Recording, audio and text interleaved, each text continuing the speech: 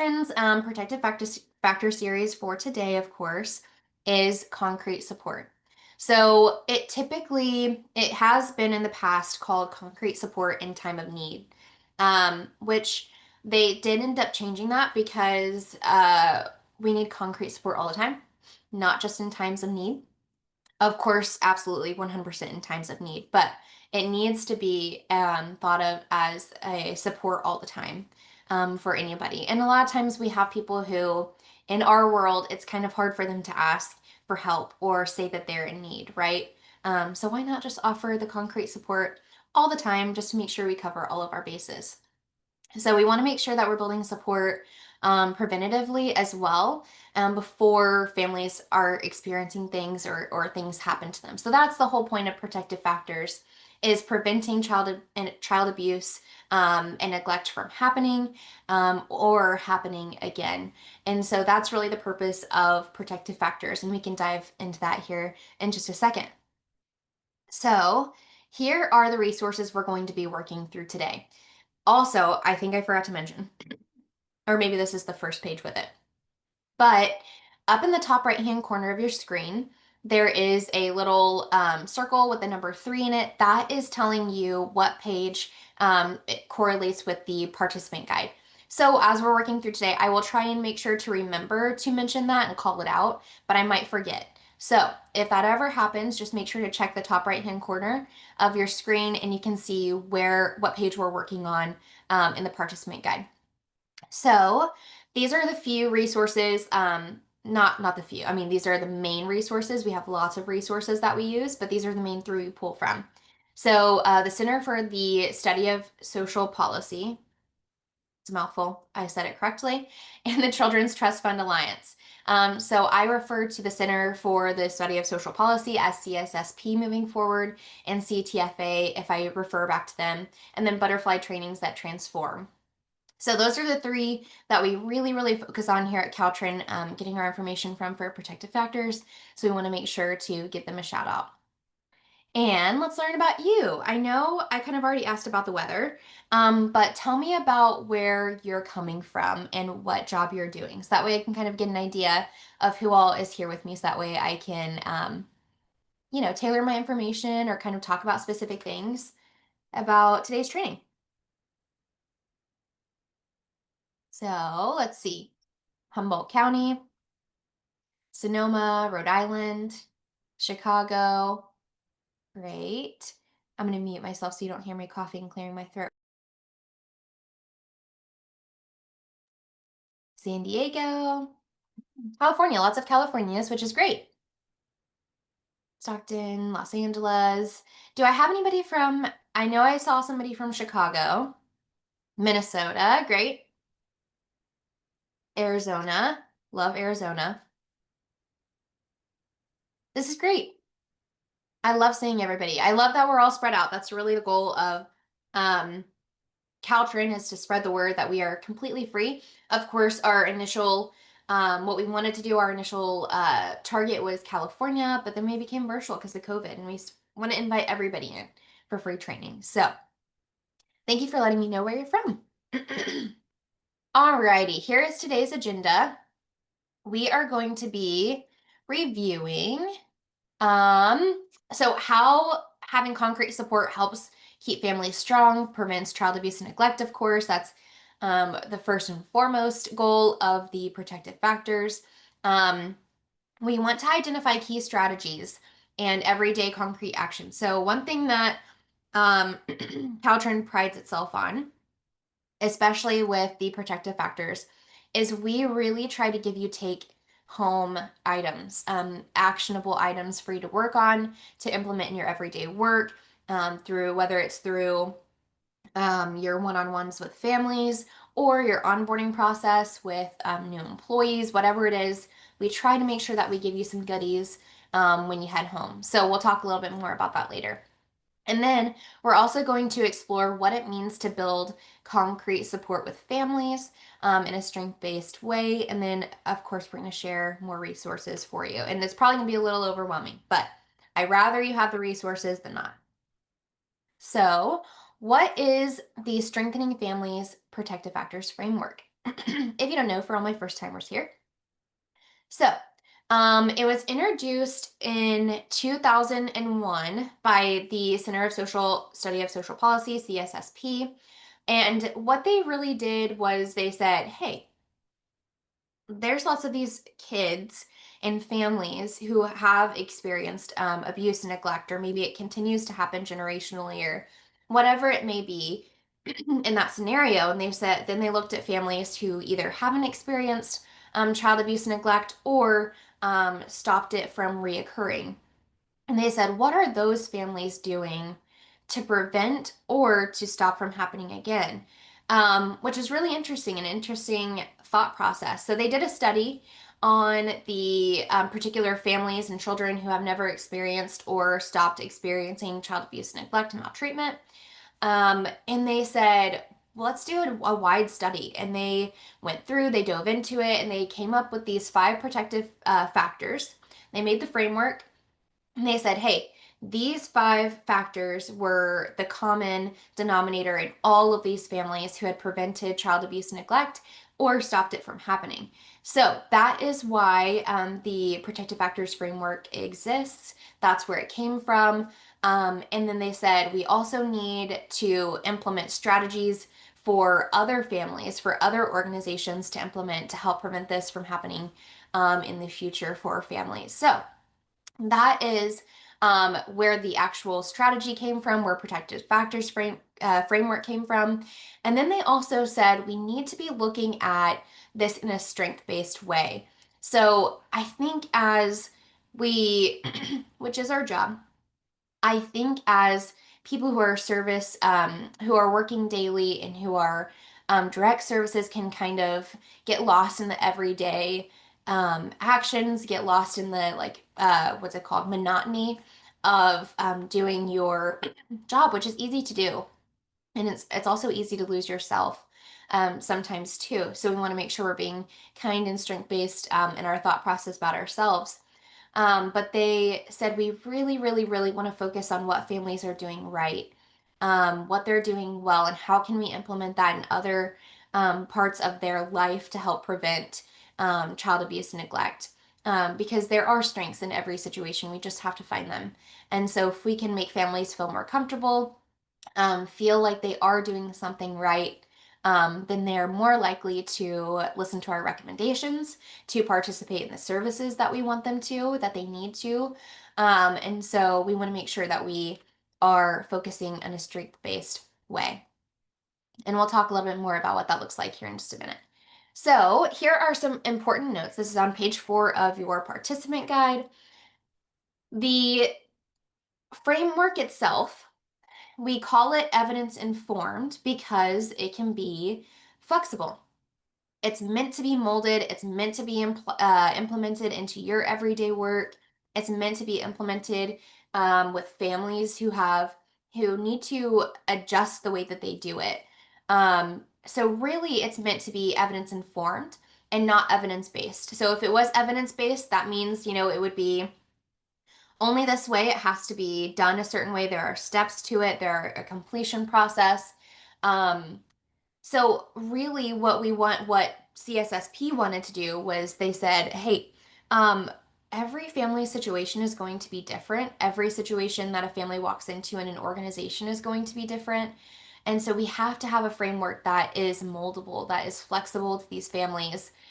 So what that means is that these are meant to be implemented in over a period of time. So not something that's we're just going to drop everything that we've learned about parenting. We're going to drop everything that we've learned um, growing up and we're going to just throw it right out the window. That is not meant how it's supposed to happen, especially for our service providers as well.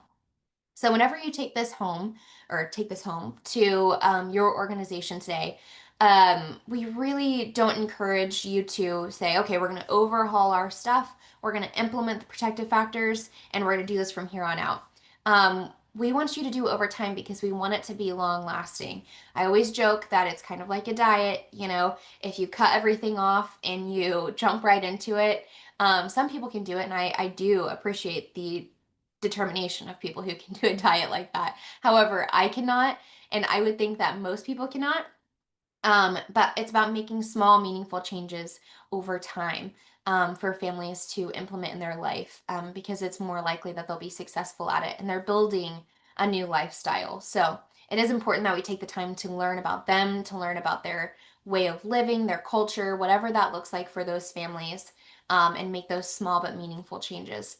We want to create more capable and prepared parents and professionals, of course, rooted in a strength based model which may require us as professionals, like I said earlier, to shift our thought process into a strength based lens.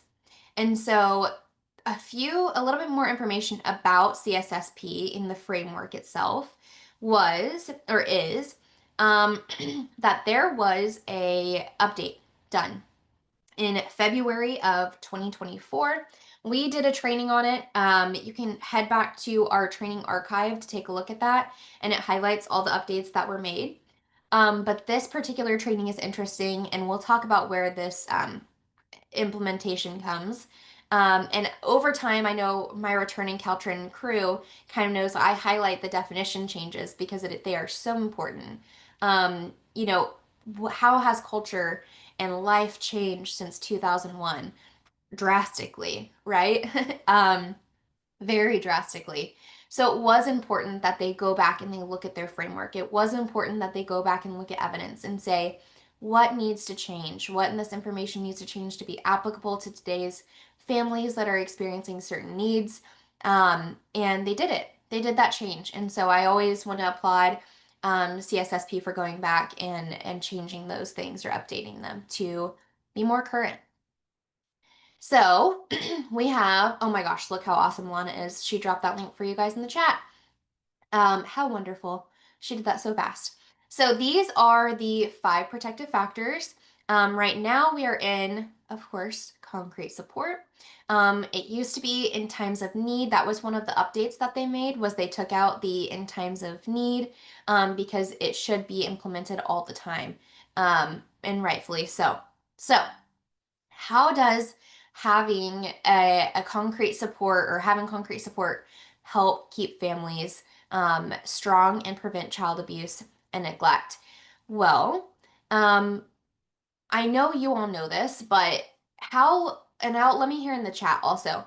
Do you feel that families who have concrete needs met, so if that's something like housing, food, water, electricity, transportation, do you feel that those families are better set to handle life's ups and downs, struggles, adversity?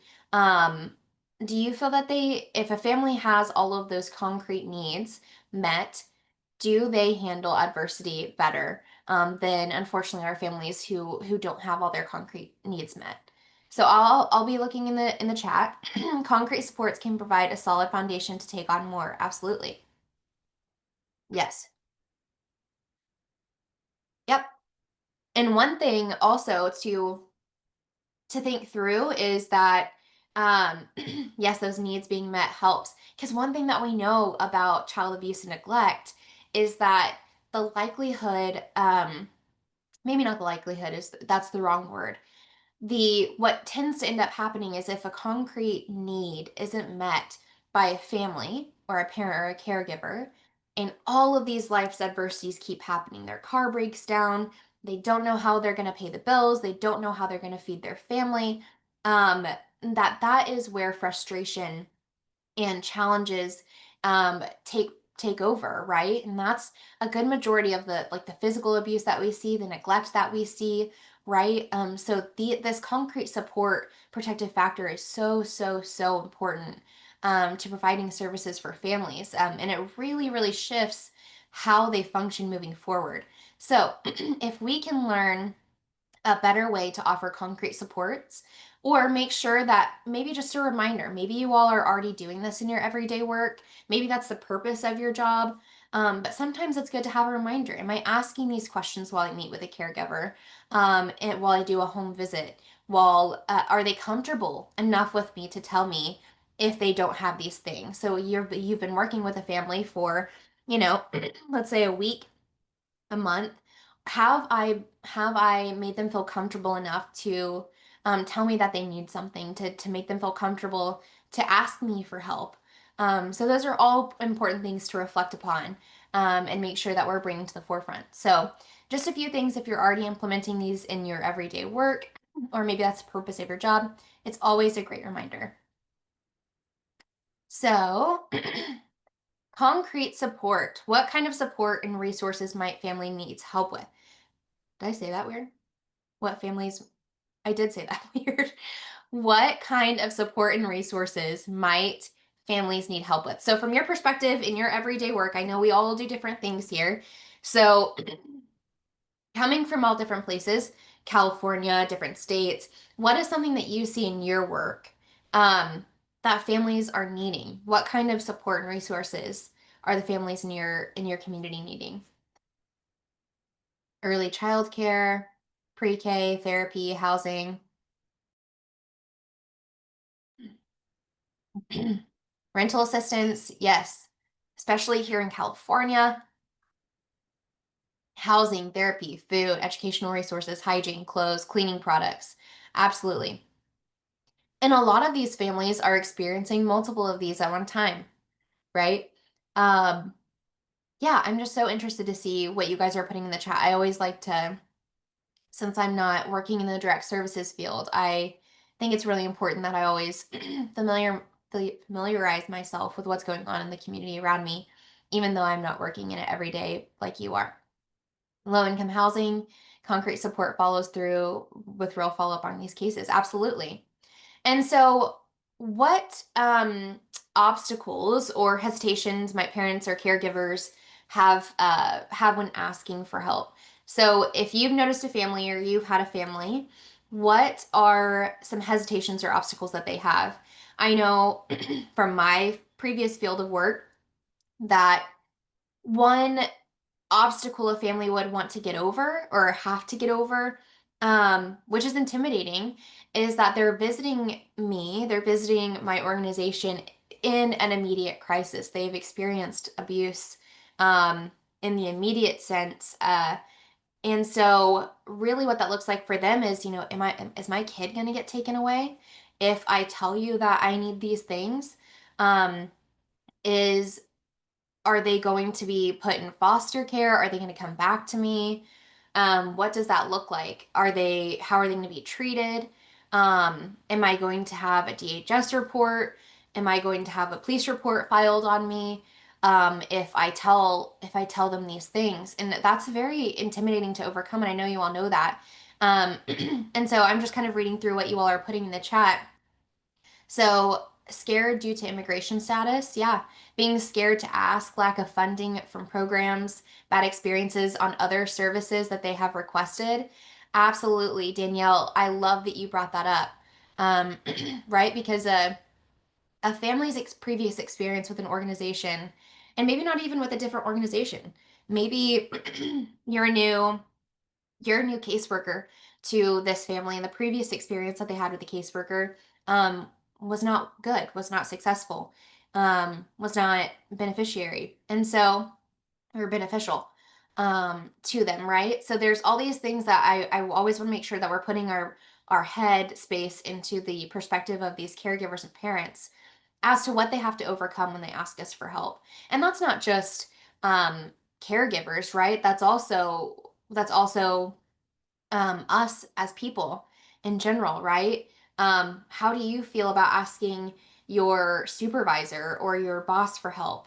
And it maybe having to admit that you don't know how to do it, or maybe you haven't been doing it right this entire time, and you're like, oh, okay, well, I don't want them to know that I haven't been doing it right or doing it the best way possible. So I mean, you're intimidated to go ask, right? So, one thing that protective factors really focuses on, and one thing that I encourage, of course, is really getting to know your families.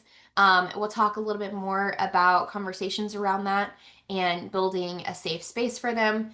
And so, yeah, they don't know that help is available, fear they may lose their children and being judged by their situation. Absolutely. I, a lot of times, especially when it comes into the criminal aspect of child abuse and neglect, I know my families were scared about the publicity of it, it being put out into the newspapers, the news, whatever that may look like. So it's just important that we always think through how our families are experiencing life, and going to move through our services and what that looks like for them. And so, what does it look like when a parent or caregiver does not access or have access to concrete support? So I know we talked a little bit about the successfulness of parents following through with services if they do have these. What are there families currently in your organization, in your care, that don't have access um, to these things? So what does that look like for you? What does their experience look like? And I'll wait for your answers in the chat because I love discussion. I love to see what you all are saying. And maybe my computer's lagging, but increased stress or feelings of being overwhelmed. Some are unaware of what's available, absolutely. Isolation, stress, anxiety, they try to fix things themselves, unaware. Absolutely. Maybe shame. Um, they come in kind of already thinking that they maybe can't do it. Maybe they've had tried to get help in the past that didn't follow through. So they're already kind of coming in with not a negative perspective, but maybe a their own experience. So we have to think through that as well. In our area, we have a huge lack of transportation, so they are isolated and can't go get the help that they need. Absolutely. And so what does that look like? Well, I don't want to skip over my own content. But what is the experience of the child?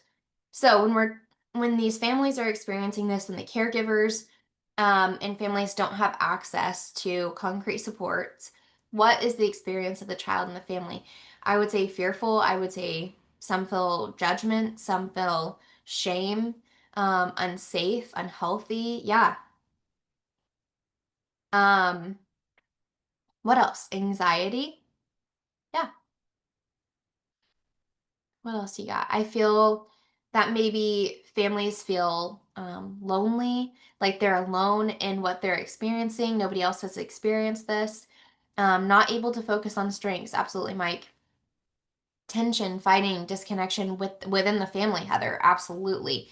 And that is really what we're trying to prevent, Heather, right? Is that it is so easy when you have all of these things toppling on top of you and your experience to have that tension within the family, and against your children or your children against you as a caregiver, whatever that may look like. And so what we're wanting to do with the protective factors is we're never going to remove a family's stress, right? Um, stress is going to happen to families.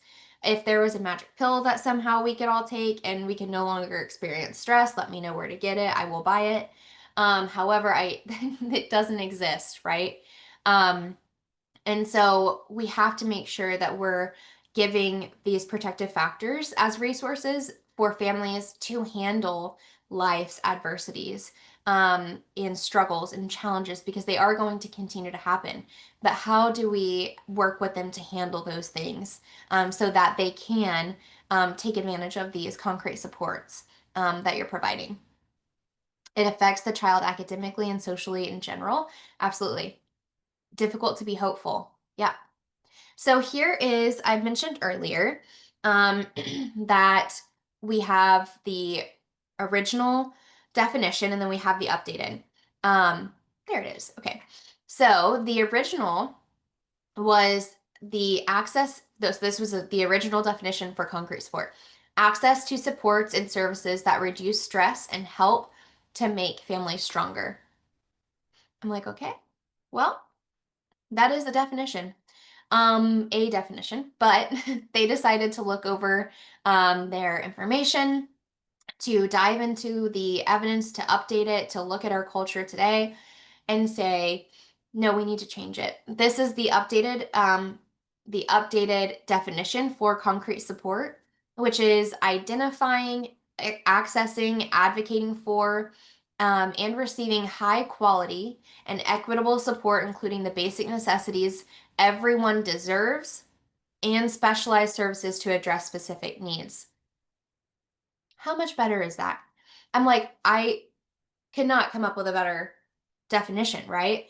For them to be able to look at that and say, no, we need to reassess this. So that's on page 5 of your participant guide as well, taking down that new definition. So um, what is your favorite word that's used in this definition in here? I know mine is probably deserves. Um, so of course, I think that, of course, every single family, every single child deserves deserves equitable and equitable services for one, but two, for somebody to care enough about their needs, right? Support. Yeah. I absolutely love this definition. I'm glad I'm seeing a few people put in the chat what their favorite word is. Equitable, support. Um, I would say I would say that this is probably one of my favorite changes to a protective factors definition, but of course my number one favorite is going to be knowledge of parenting or not social and emotional competence of children. So that is next month. Advocate high quality deserves, yeah. So it's really important that we look at these definitions and kind of take them to heart because that's what we're going to be practicing in your everyday actions. I have a video for you next. So in your note-taking slides, I do apologize. There is a slide before this video that was supposed to be another video. Unfortunately, where we can access that, that video has been removed, so I won't be able to show it to you today. I'm so sorry. It was talking about equitability and equality of offering support in different cultures and different locations, and making sure that we are being equitable in our services to everyone, right? Regardless of location. So that was the video. I'm so sorry if we do have access to it. So if we do have access to it, at some point we will upload that to our website. And I see Clarissa says that slide doesn't match the fillable participant guide. Are you talking about the slide number 5 or are you talking about the video? If it's a slide number 5, I do apologize. It should be right around there um, for the definition. Slide 5. Okay. I do apologize that on somewhere on those pages there should be the definition though. This next video is from Five for Families. I think there was somebody here who said they were from Minnesota. And we love Minnesota here at CalTrin because Five for Families created the protective factors that is more family friendly. So when we're talking about um, offering these services, we want to look at a family's success, a family's experience, and what Minnesota did was, or maybe it's Wisconsin. Now that I think about it. But these families, the Five Families organization said we need to adapt these into a language that's familiar to parents in a way that parents can read it and then implement it to their children. And so this is, I really want to show this video because it shows you the perspective from a parent, a caregiver who's implemented the protective factors in their everyday life. And so we'll take a look at that. And then once we're done, we'll come back.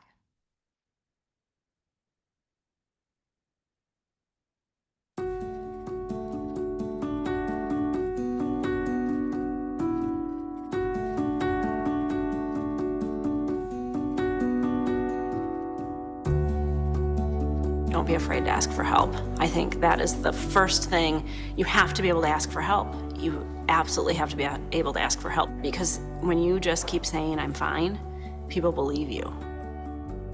And you're going to keep being alone and keep not being okay.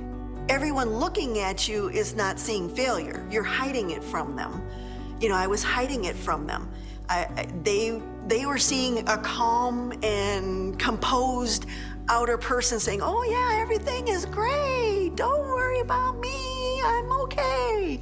But inside, it was just, I was dying inside. It was very hard asking for help. It was just because my parents never did it. They did it on their own, and that was it was a pride thing.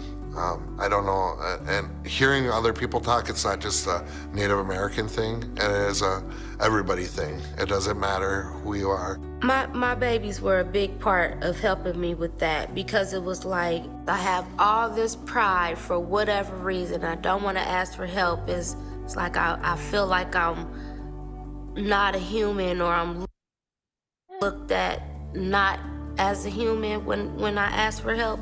Just being able to put my pride aside and just like, hey, I need some help, because at the end of the day, I still have these 3 little people that's looking up at me, waiting for me to figure out what's the next step. If you're sitting in your house waiting for the things to come to you, it's like, knock, knock, knock, here, we have all of this to offer. No, that is not going to happen unless you're extremely lucky.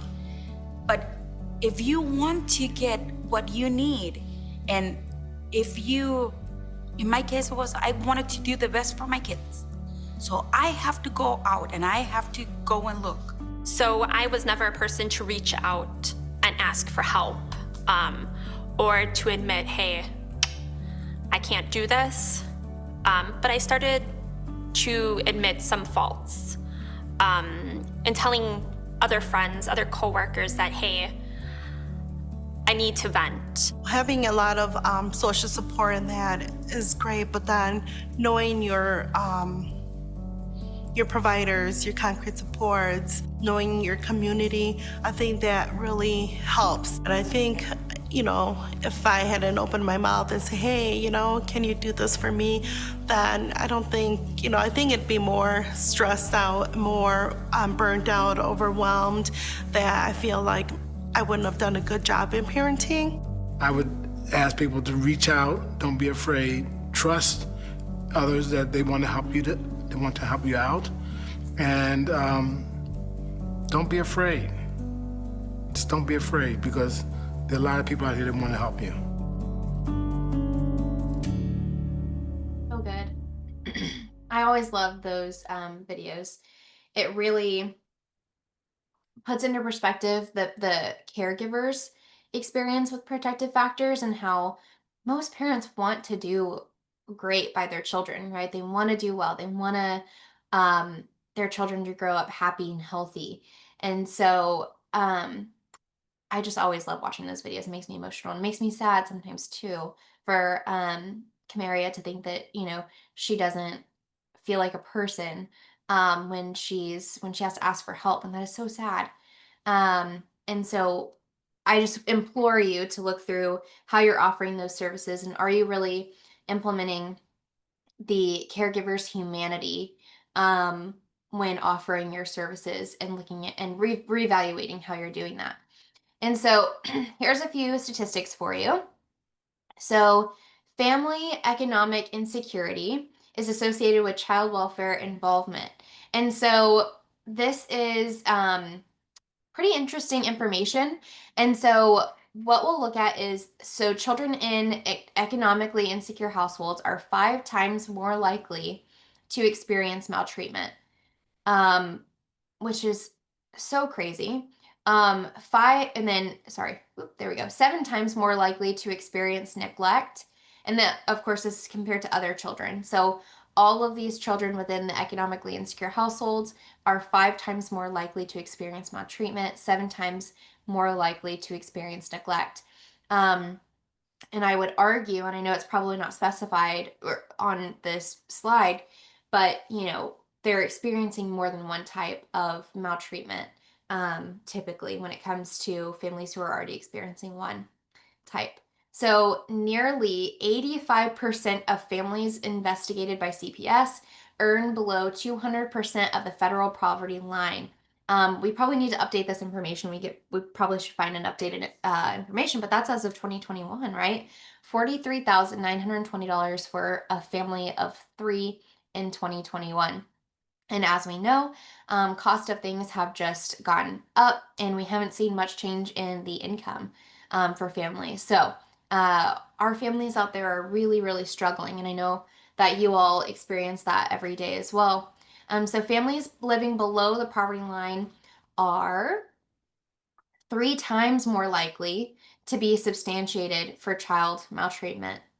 Um, so, when we're looking at this from a protective factors framework, we want to look at this with a straight based lens, right? Now, there are going to be times when these findings have to be substantiated, right? Because you are doing your job. You have to make sure that these kids are safe, that they're provided for. So I'm not asking you to not do your job. I just want to make sure we're looking at this from a strength based way, and that we try that first. Looking through the lens of what is this family doing right? Are they doing something right? Does this caregiver have a specific characteristic or tool or talent or passion that can be implemented in other aspects of their life to help better those different areas in their life as well. And so, multiple material and economic hardships overload families and increase risk for child welfare involvement, of course. So when we're talking about these families, these a lot of these families' experiences come from, whether it's economic security, then they're having to cut on meals, maybe financial insecurity, income loss, and they're stacking on one another. Um, Over and over and over again. So it's really hard for families to feel like they can't bust out of these experiences, right?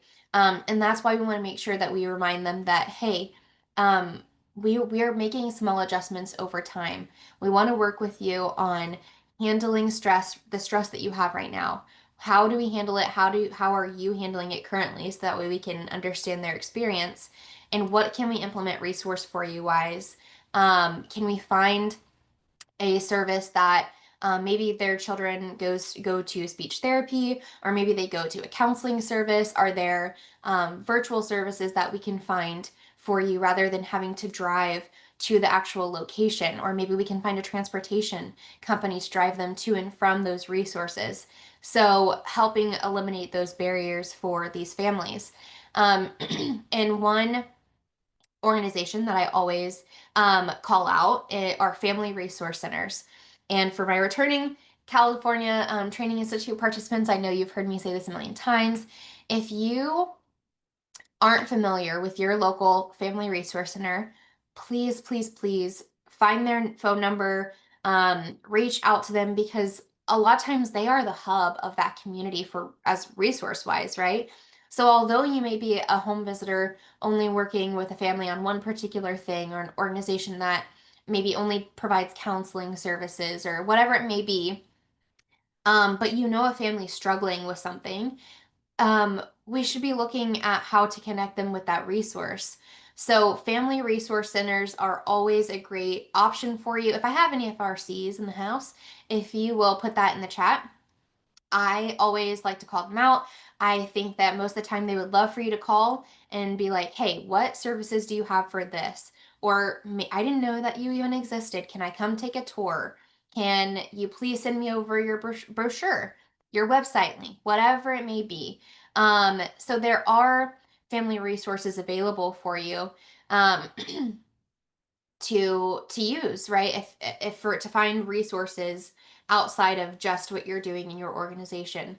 So we really, really have to work as a community and as a um, organization to make sure that we're surrounding families, even though yes, we are serving a family for one particular thing, that we want to make sure that that success for your particular service is far more likely if we help give them resources to help solve their other needs.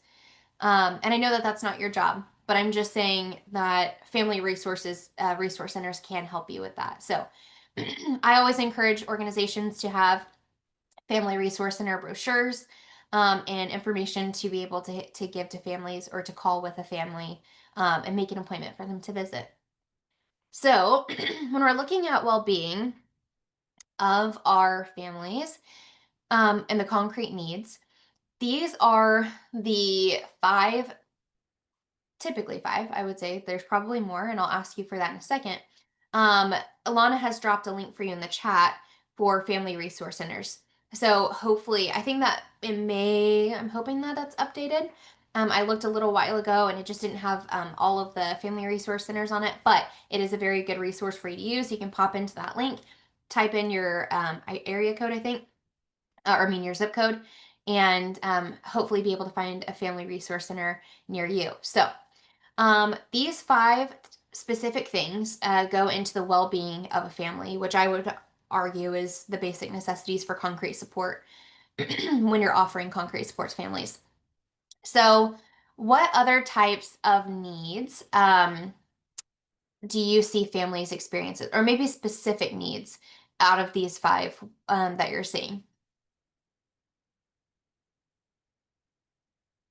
I would argue underneath economic would probably be financial, educational needs, yeah, cognitive, emotional needs, I would say, legal, emotional. Yeah, legal, Lauren, that's a really, really great resource that I think oftentimes we don't think about. Social needs, emotional needs, cultural needs. Thank you, Michelle. So when we're looking at all of these, and I would argue that obviously culture, and we're going to talk about that here in just a little bit, affects all of these needs, all of these experiences that a family is experiencing for their well-being. And so what does well-being include to you? So I know obviously there's these five main topics. Is there anything outside of these five that you feel would be important to add to a well-being of your families? Medical needs, Wendy? Yes, absolutely. I would argue, what are words? Argue, um, like Carla said, and who else said it? Lauren, legal needs, right? So think about your families and think about what their well-being as a whole looks like. I saw somebody say earlier mention about CalTrin trainings and um how useful they are, and I'm so glad that you feel that way. We have so many trainings outside of even protective factors. So if you're looking for trainings specifically to help families with cultural needs, for social needs, for physical, economic, maybe it's emotional, maybe it's mental health. Um, Caltrin is truly a wonderful, wonderful resource for you. So I encourage you to take a look at all of our archive, look through those and see if there's anything that interests you. Um, so we go through and we find all of these experts and presenters and these subject matter experts in this all different types of fields to provide these trainings for you in all of these five needs right here. So I encourage you. Oh, Lana dropped a link for you in the chat. That's our training archive. Like I mentioned, we have the 4 pillars. Feel free to dive through all of them. I bet you'll be interested to see what you find under all of them. So we have, of course, we have to think about how all of these will play into the well-being. So when we're talking about physical playing into the well-being of a family or a caregiver or a child, that's maintaining a healthy body through nutrition, exercise, sleep, and regular medical care. When we're talking about emotional, the ability to understand, express, and manage emotions. I would argue also a little bit of managing other people's emotions as well, especially when you're talking about a caregiver, looking after their child, having to having to help a child explore their own emotions. Um, which is, what our next protective factor is over. I'm very passionate about that. I think lots of times when we're talking about kids and children experiencing emotional regulation and exploring their own emotions, we find that their caregivers a lot of times weren't allowed the same opportunity to explore their own emotions or emotional regulation or how they feel about things. So, child development and child emotional awareness is huge. And I find that a lot of caregivers didn't have that same opportunity due to generational experiences, generational struggle, right? We all learn from how we were raised. And so, if you weren't taught that, that's something that you would struggle to pass on, right? So, we're really, really, I'm getting on my soapbox about emotional and child development. I need to save all my good stuff for next month. But this is just a little hint of what you get into, right? It's so important. And so I will hop off that soapbox and there's a little tease of what's going to happen next month. So I hope I see you there. But oops, I just took that stuff away.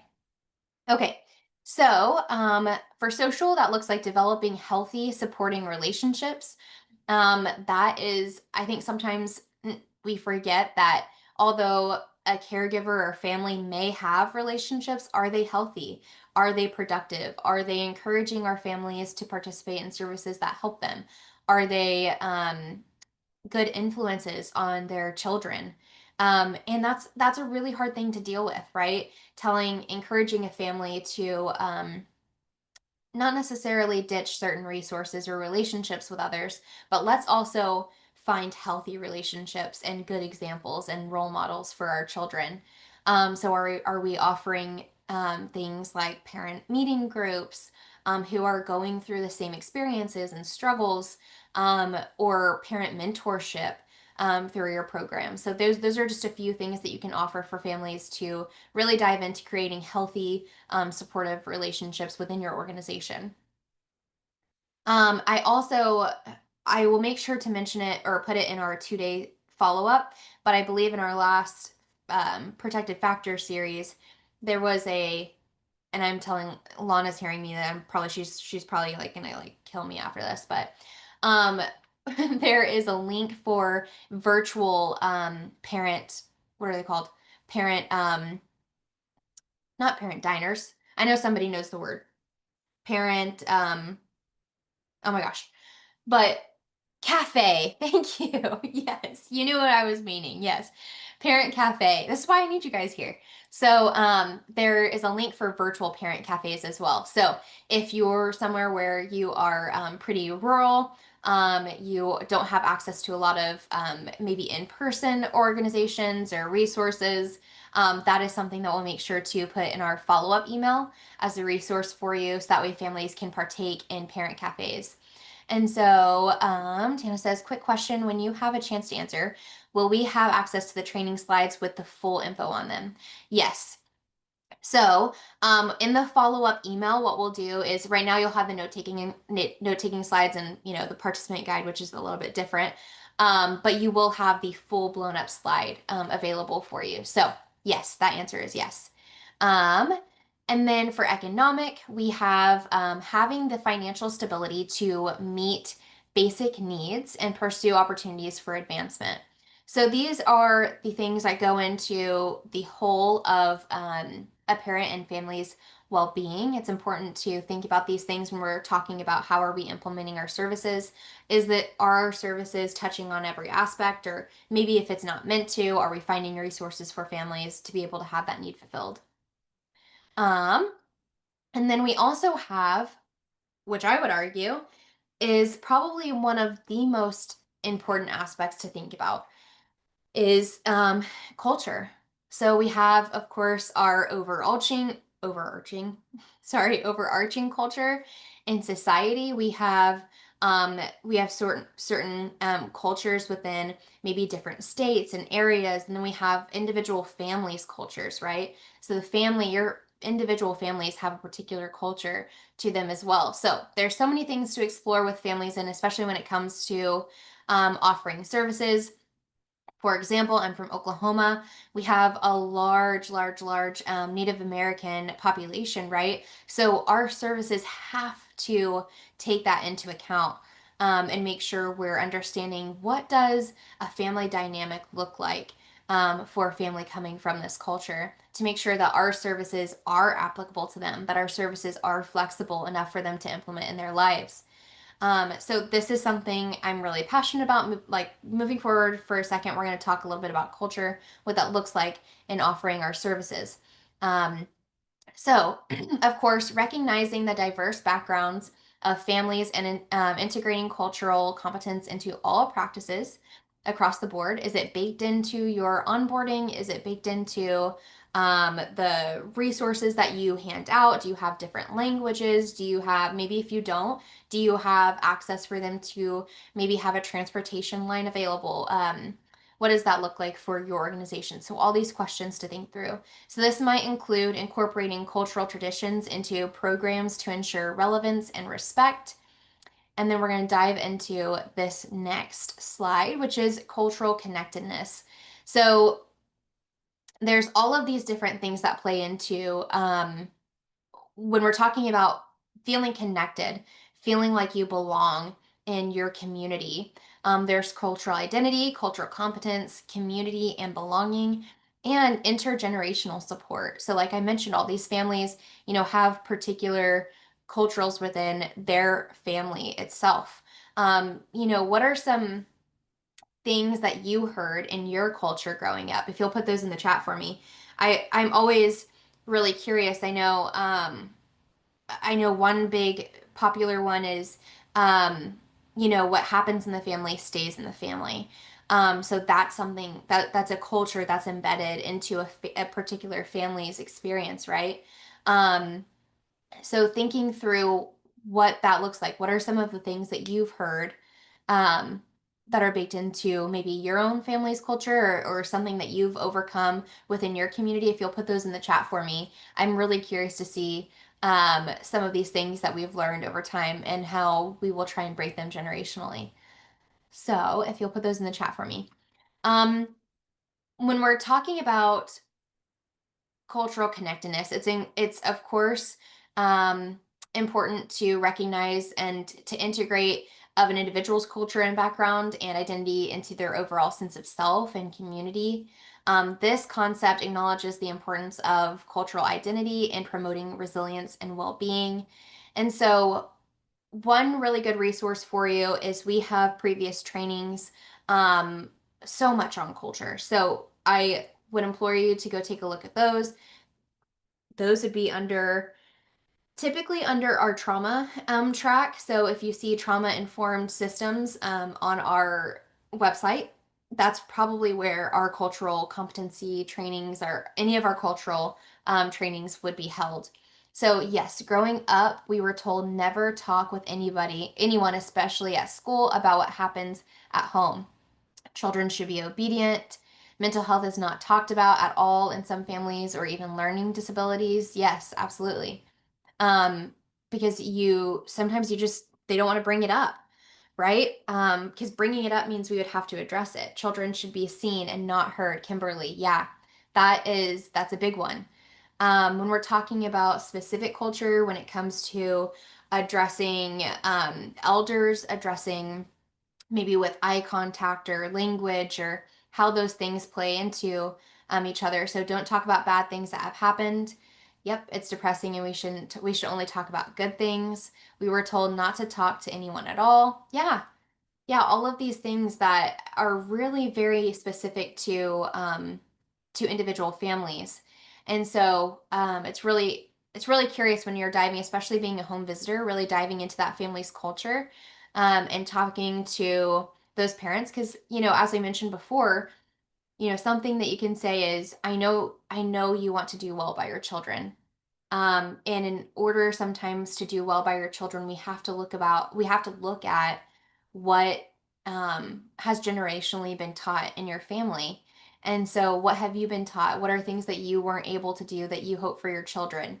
So, being curious about parents and caregivers and really diving into that, because that's really going to give you insight to, for one, offering them services that they need, two, building the trust and rapport with the families and caregivers that you're working with, right?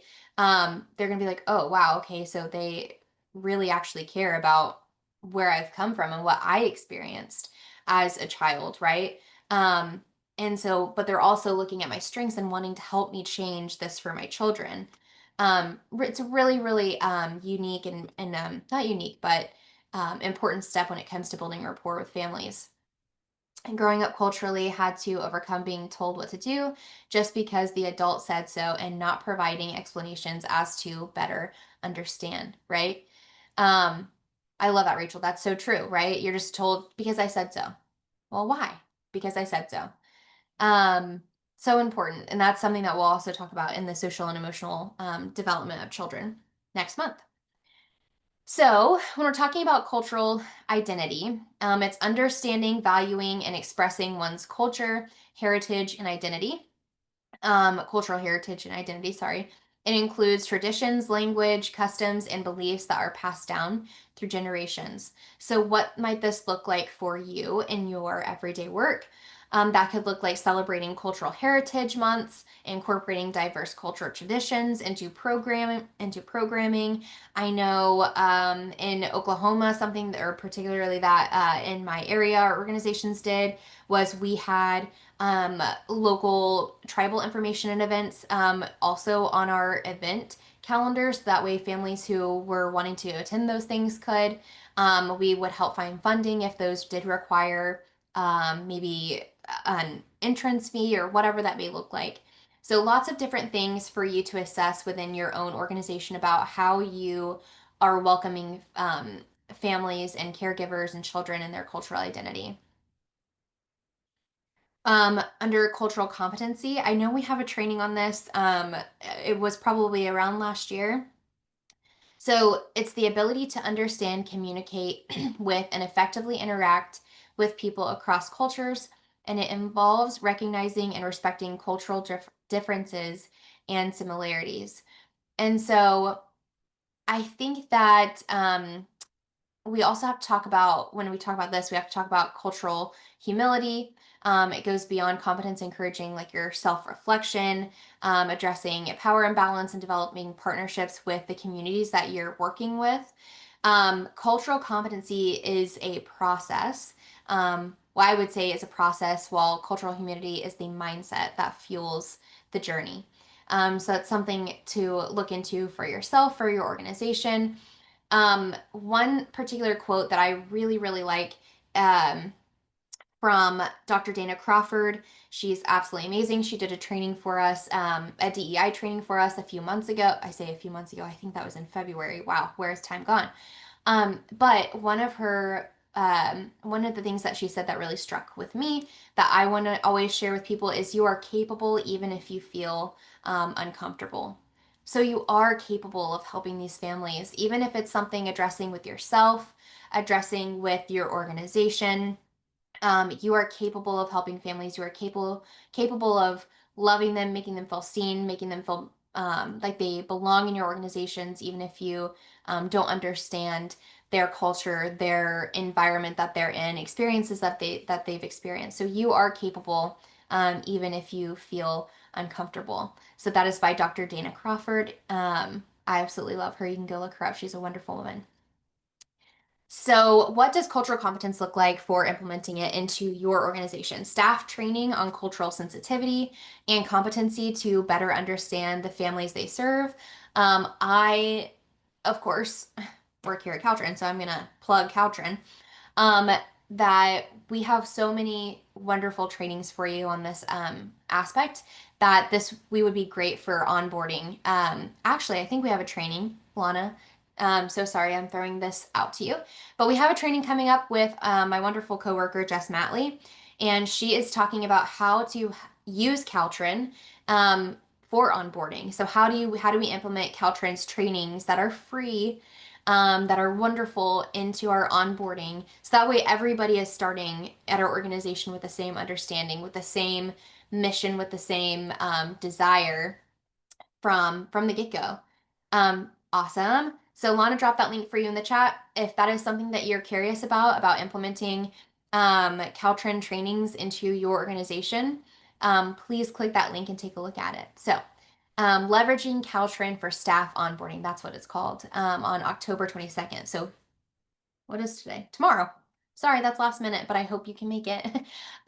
So sorry to throw that on to you last minute, but it is going to be a wonderful training. It is something that is a useful tool for you all, and it's free. So, we're going to talk about community and belonging. So, feeling connected to and valued by one's cultural community. It includes participating in cultural events and having access to cultural resources. What does that look like for your organization? Maybe hosting or being aware of local cultural festivals and providing spaces for cultural groups to meet and support one another. So, are you having particular cultural nights at your own organization? Maybe that looks like specific languages.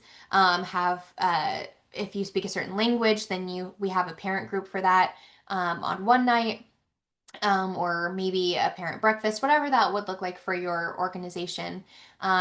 So really diving deep into assessing your own organization. And we do have an assessment, and I do mention this in every I do have we talk about it in every protective factors, the self-assessment that CSSP has created, which is absolutely wonderful. It is a bit of a beast because it is a lot. It's like 30 or 50 pages, but there's like multiple things on each page. So this is definitely something that would be implemented over time, and we'll talk a little bit more about that here in just a little bit. And I know I'm kind of talking about all of these things in general as what concrete support looks like, how we can implement it, really helping you analyze what your organization is doing. But here in like the second half of our training is going to be resources. So, um, intergenerational support, recognizing the value of connections between different generations within a cultural community.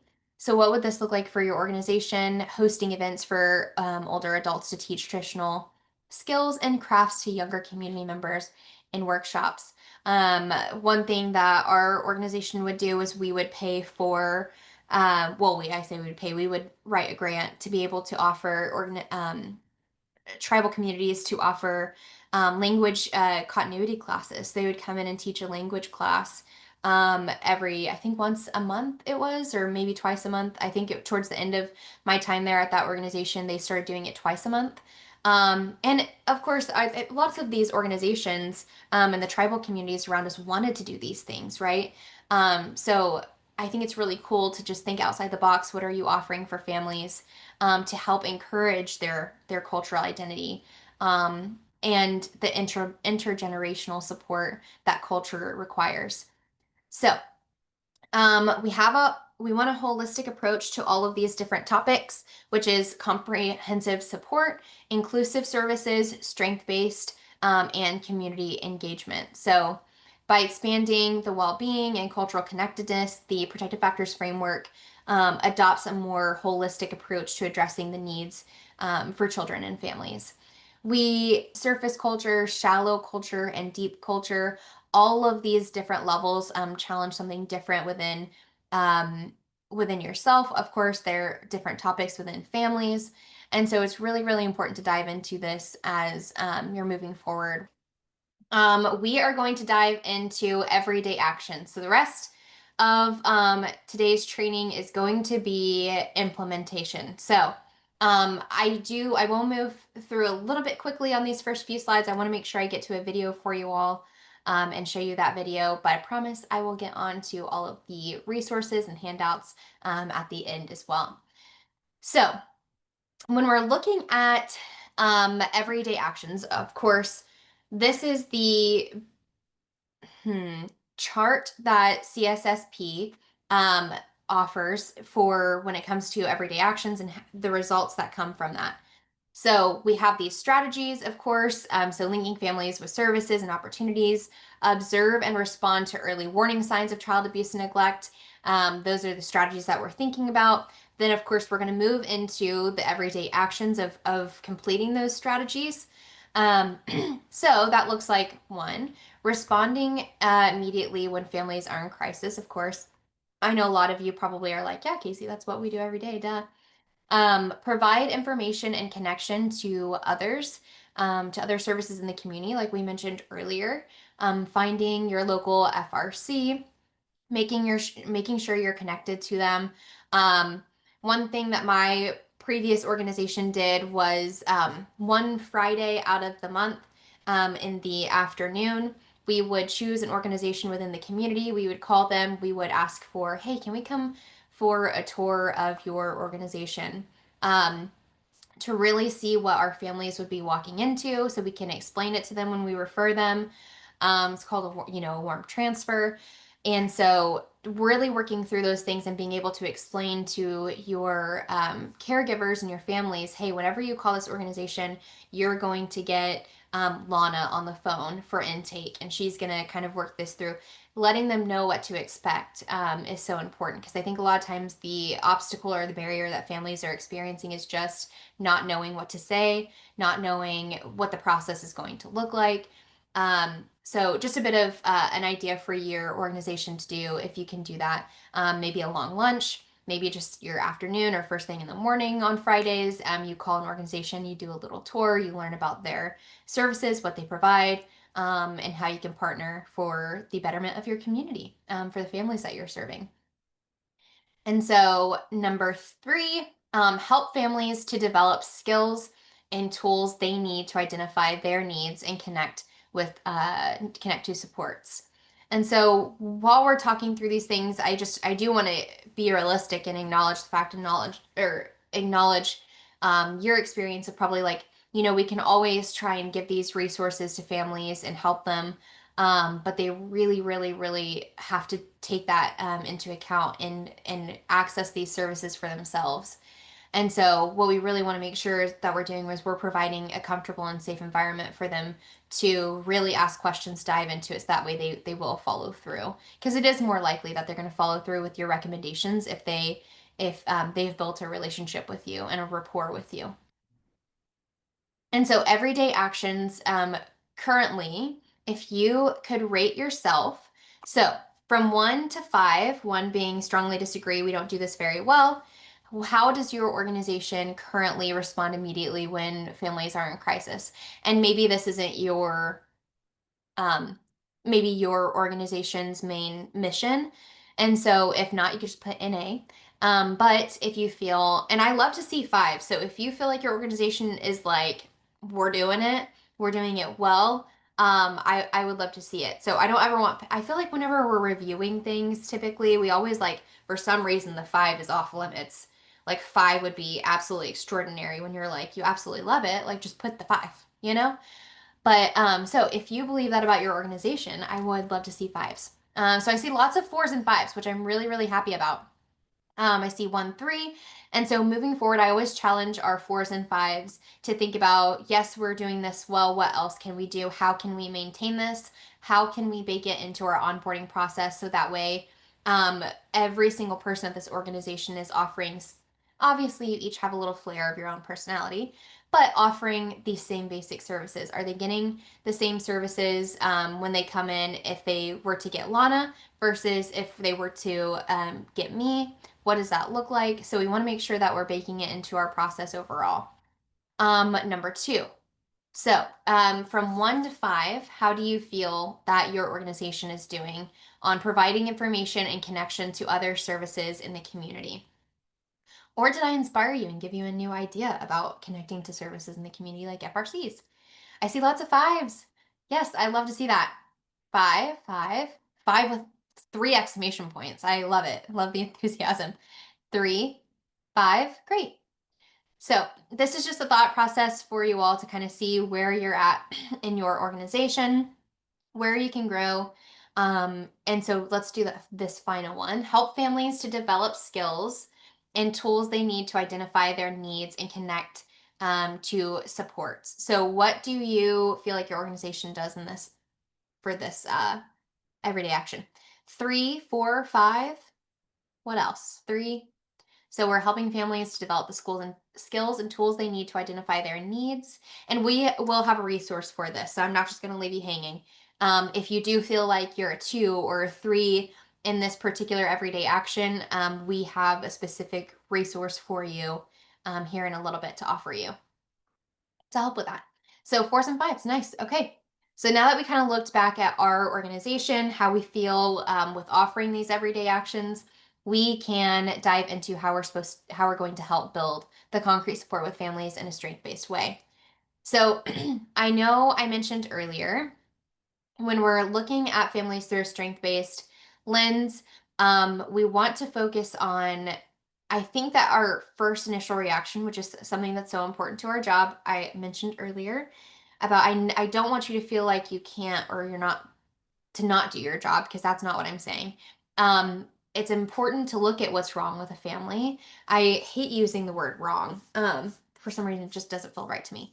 But let's look at what a family is struggling with, and then we can look at what's strong within families.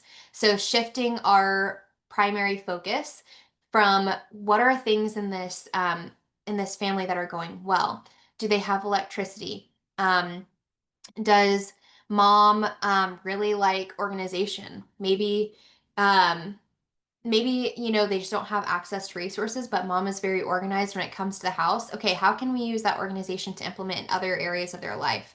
Are we finding a way to like use that skill to help them learn that they are capable, that they can overcome these experiences that they're feeling? And so here is another little quote that by Donald O. Clifton. What will happen when we think about what is right with people rather than fixating on what is wrong with them? I just absolutely love this quote. I think it's a good reminder of our humanity, um, our natural prejudgment to people. And of course that is for safety. Biologically, you that is hardwired into our brain to immediately assess for safety, right? But it does take effort to focus on what is right with people rather than fixating on what is wrong. And so I have a video here for you, and it's from the Oprah Winfrey show. And if you like Brene Brown, you'll love it. So we're going to take a look at that. And it's really about reflection for yourself, and then also just to think about how your caregivers and parents feel when they're with your organization, or in general, just having to ask for help as an adult. So let's dive into that.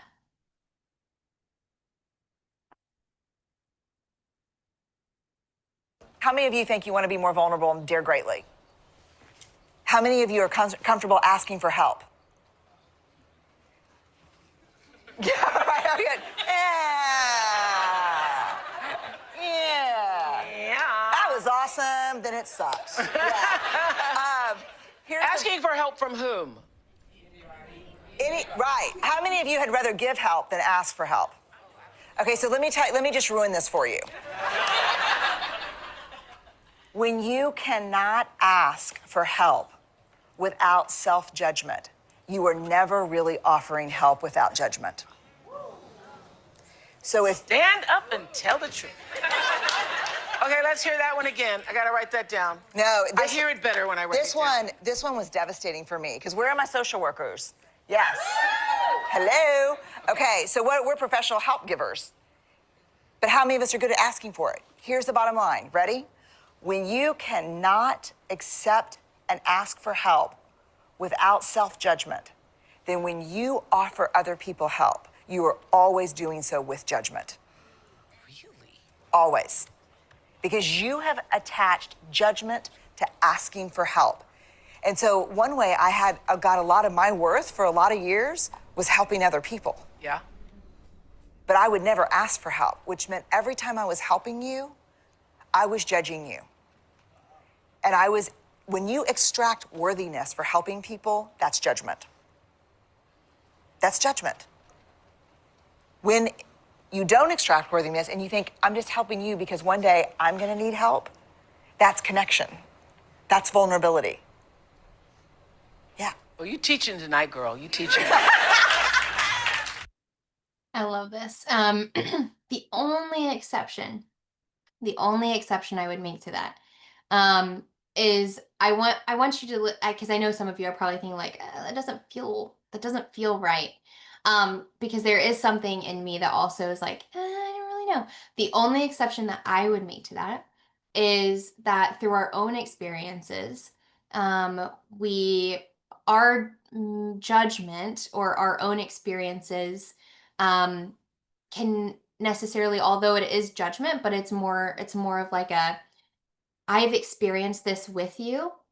I've experienced this before, and so I can help you here, or I didn't ask for help. So being able to really like look at yourself and think, you know, what the only exception I would make to that is if you've experienced it, for yourself and you're coming into this with judgment of, I can understand where this family is at, or they're feeling this way because I also experienced that thing. So that's the only exception that I would really make to that. And it is something more just to reflect on. It's really something to assess how we're as um, providers offering our services. And so Laura says, even if some don't judge, most do. So it is like being aware of it. Yeah, absolutely. So although some of you I know work really hard not to do this, it is something that I think we deserve for our families to understand, to be able to call this out and self reflect to offer better services for our families. And so, concrete support, what is your role? As a professional working with families, your role is not to provide referrals to needed services, but to identify any barriers the families may have in assessing those services. Helping families overcome those barriers is crucial to ensuring that their concrete needs are met. So we're going to go through these action items, and I'm going to kind of pop through them a little quickly just to get through, because you've already learned about the everyday action items, so it's more so just kind of diving into them a little bit deeper, so that way I can get to a specific video for you. And so, of course, our number one action item is respond immediately when families are in crisis. And so, what type of crisis situations do you face in your program? Do you commonly face in your program? This is something important to write down. This is really something that's good to use, and we'll talk about here in just a second about the worksheet that I have available for you, because this can also be used as an onboarding process for people who are just coming into your organization, or maybe it's something that you're putting out your your annual report.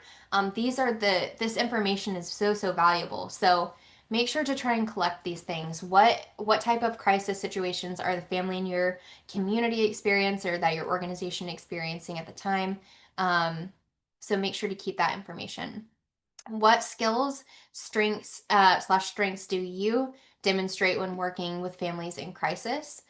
Like I mentioned before, we have a worksheet that we're going to get to, so that way we can kind of help implement this on onboarding and really assess how your organization is performing these tasks. How are you aware what a family is in is in crisis? That a family is in crisis, sorry. What clues might you look for? So here is the three common needs worksheet. It is available to you on page 9. Now I'm worried my numbers are off from earlier, so they might be off. But what are three common needs or challenges of the families you partner with? So these three different columns, this is just, and you can feel free to take it, print it off, use it in your organization. Maybe you want to create your own worksheet off of this, but just to get your brainstorming juices flowing in your head. So, writing down the concrete needs or typical challenges that your families are experiencing in one column, the recommended resources that you would provide. This is why I say it's such a useful item for onboarding. Not only onboarding, but also to do in your annual report. Just a little snapshot to show families what your organization is doing in your community and the resources that you provide. So, first column, challenges and needs that families are experiencing. Second would be recommended resources that you're always referring out to. Maybe that looks like, and then in the next column, putting contact information for those organizations. So that way, this is such a great, useful tool to hand out to your caregivers who are new, maybe, and say, hey, here's what families are currently experiencing. And maybe this is an icebreaker type of worksheet for you, instead of families having to immediately come to you and tell you what they need, because that can be intimidating, like we talked about earlier. And say, this is what our families are typically experiencing. Are you experiencing any of these as well? Is there anything on this worksheet or things that we typically see that you're experiencing that we haven't put down? It's such an icebreaker and a way to kind of change the conversation around needs, around challenges that families are experiencing. So I challenge you to use this as a really good resource for you. And then, of course, the recommended services and contact information.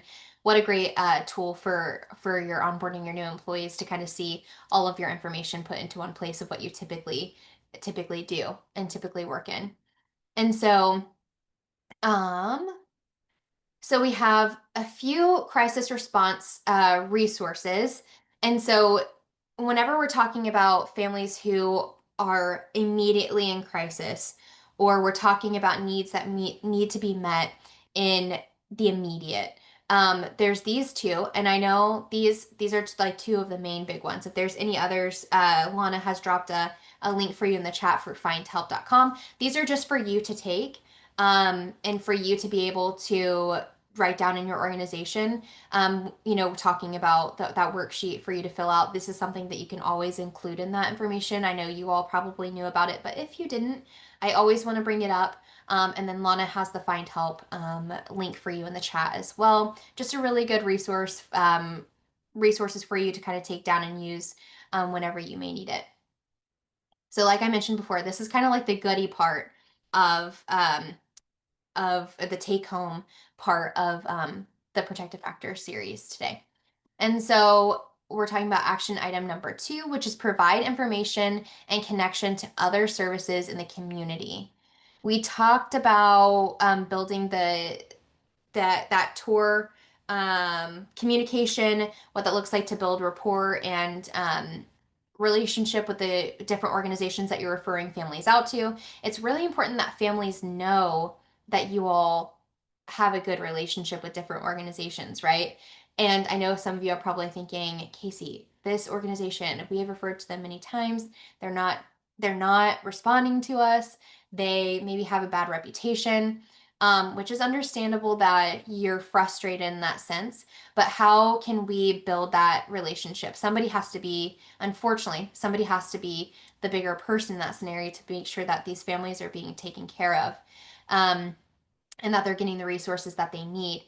And so, really reaching out and trying to bridge and build those relationships in the organizations around your community are really important for a family's success and for them to see a united front when it comes to feeling belonging and like they matter in their community. And so, how are families made aware of the resources slash support offered through your organization or agency? That might look like brochures for you. That might look like a one-on-one meeting. Maybe it's a video that they watch before they come in. Whatever that may look like, or do you even not have that at all? So I'm kind of throwing these ideas out there for you as well. Families need to be able to understand how you are supposed to support them and the resources that you are going to provide for them. How do you ensure ease of access to your resources? When was the last time you personally tried to access a service that you recommend to families? So this is where I challenged you earlier to go on tours to call different organizations. Do you know what that looks like for a family? And I'll skip to this next screen here. Do you know what that looks like for a family to call in and say, "Hey, I, I, when you call, there's going to be you can press 1 for English, you can press 2 for Spanish, you can press 3 for this," and giving them the step by step. For one, I would suggest you do it with them. That would be like my ultimate hope because that would be a true warm transfer. But two, I challenge you to work through those and see what that looks like for your family so that they don't walk into the unknown, because a lot of times they won't take on those resources or step into the recommendations that you're offering for them if they don't know what to expect, right?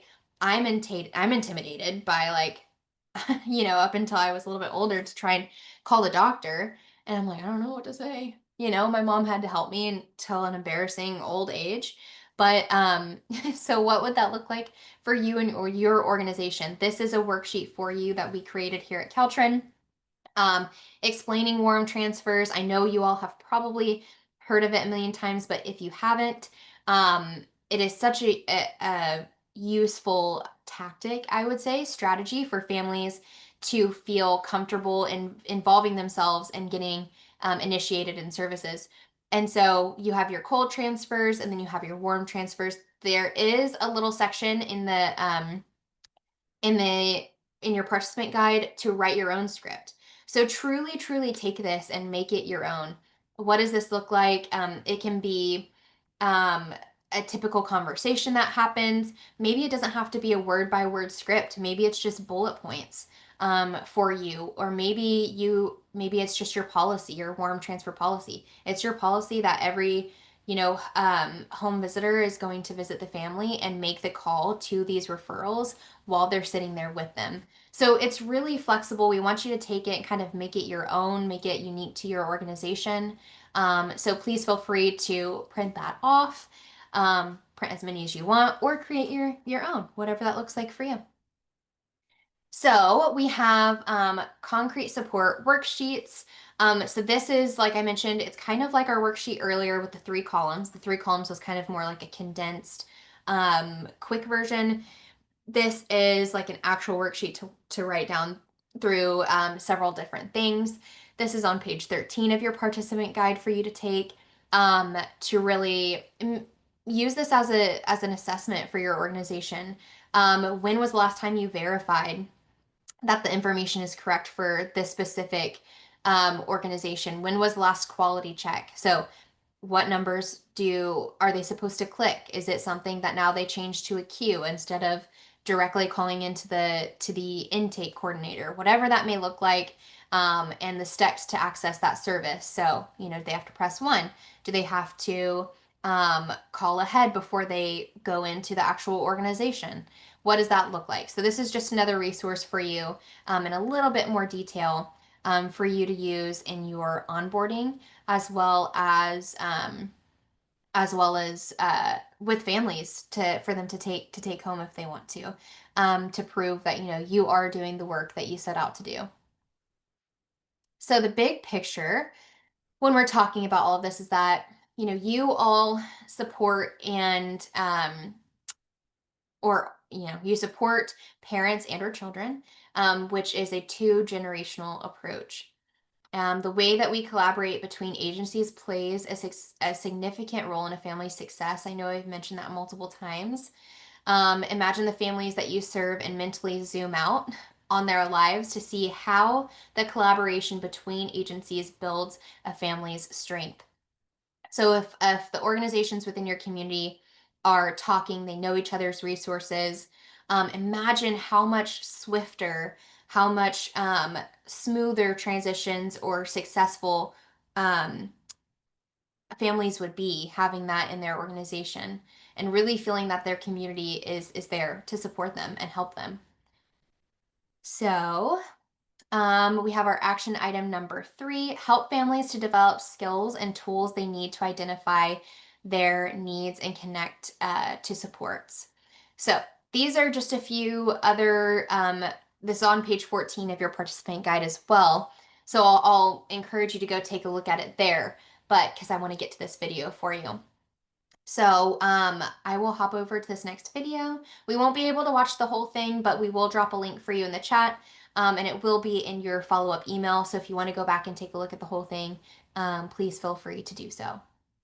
So this is Michelle Sullivan. I absolutely love her TED Talk, and we will dive into it now. I have to fast forward it a little bit, unfortunately. Oh no, I thought when it came time to take things to the next level, I knew that I had to make a website, and Wix was perfect for that. So sorry.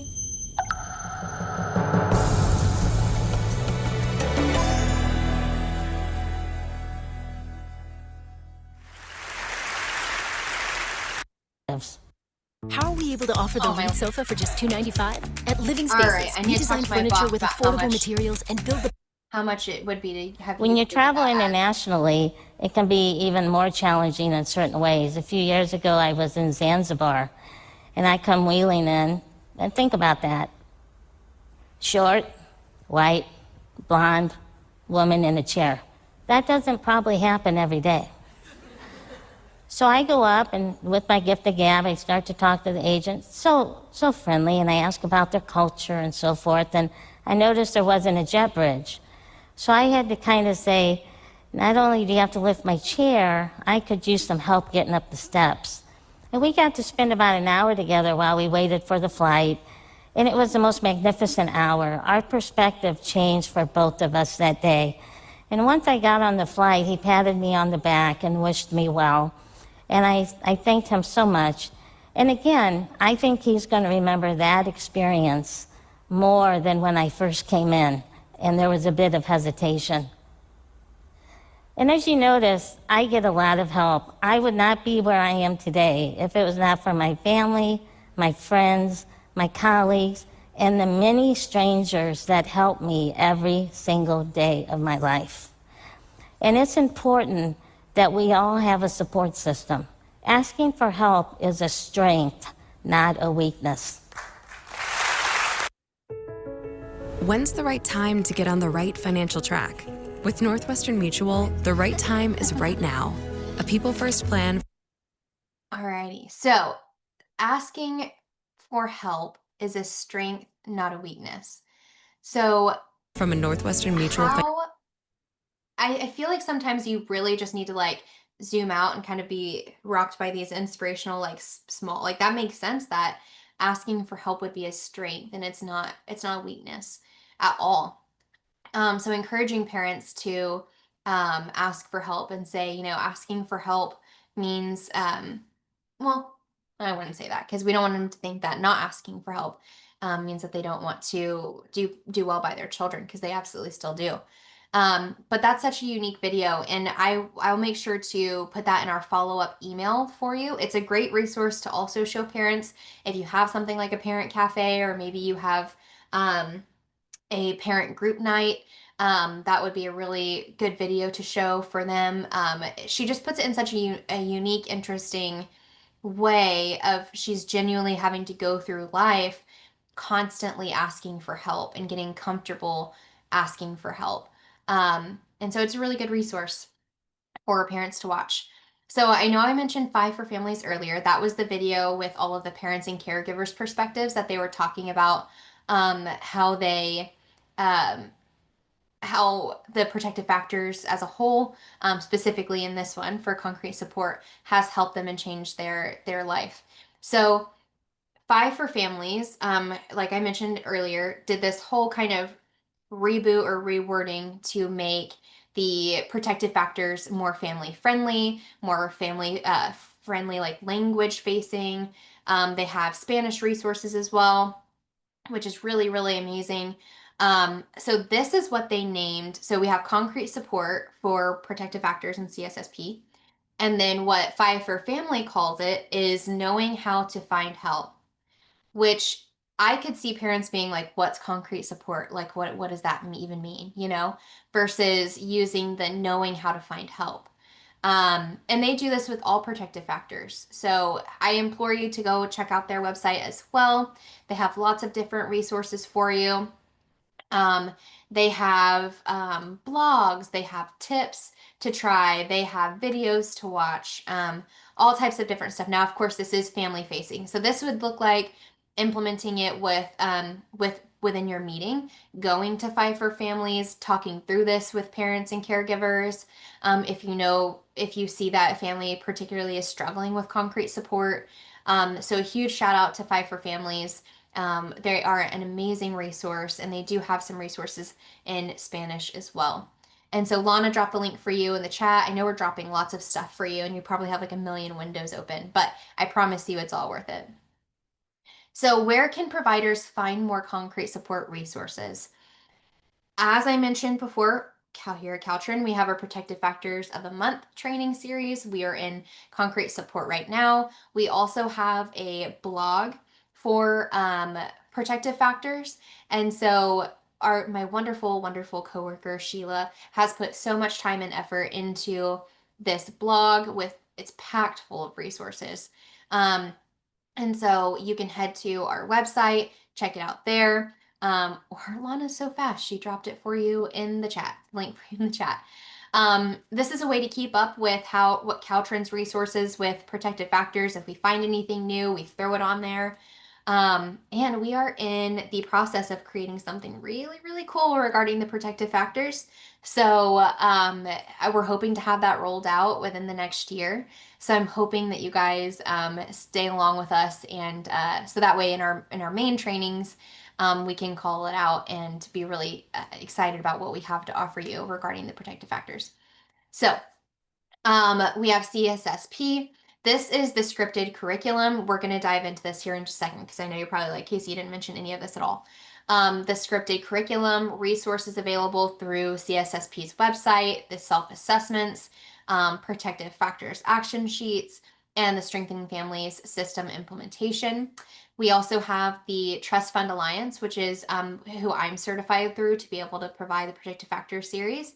They have infographics in Spanish and English. This looks like um, smaller flyers, and then also they have like larger banners. Gabriella, that's a great question. So typically we do have interpretation for the protective factors, and I did forget to mention this at the beginning. We typically do have interpretation. Unfortunately, we're working on our contract with the organization that offers interpretation, and so we aren't able to offer it live currently as we move forward with that contract, but it will be offered in the future. I promise we will figure that out. So, um, can you share the link to Parent Cafes again, please? And thank you. Yeah, so we will drop that link for you in the chat. And then we'll also make sure to mention it in the follow-up email for you, the virtual one as well. And so there's also the Strong Book in trainings through butterfly trainings that transform. If you're an educator, this would be so useful for you. It's really aimed towards teaching and training like with lesson plans as an educator. So if that's something that you're interested in, you have the link for all of these organizations in your participant guide to go check those out. So this is what these resources look like. We have the CSSP concrete support. It does still say in times of need, unfortunately. They didn't change that, but it's the action sheet that I was mentioning a little bit ago on the last slide. So this has things like what your role looks like, questions to ask when families are in times of need, what to look for, activities to do with parents. So this is all of our fun little goodie section here that I'm giving you all these things to take home. Concrete support in times of need. This is that infographic that I said was in Spanish as well on the CTFA Alliance or CTFA website, and it is free to download. So it's completely free. You don't have to pay for it.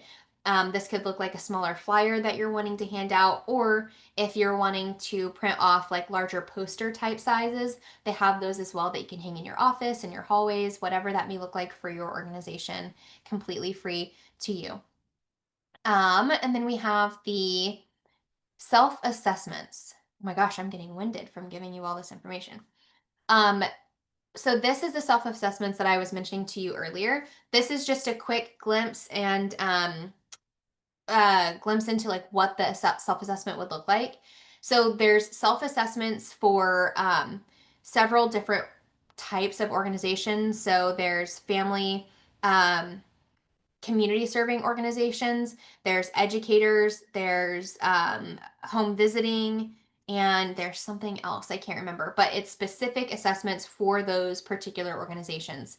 So if this one particular thing doesn't apply to you, that's okay. You can head over to CSSP's website for self-assessments and see which one or like works best for your organization.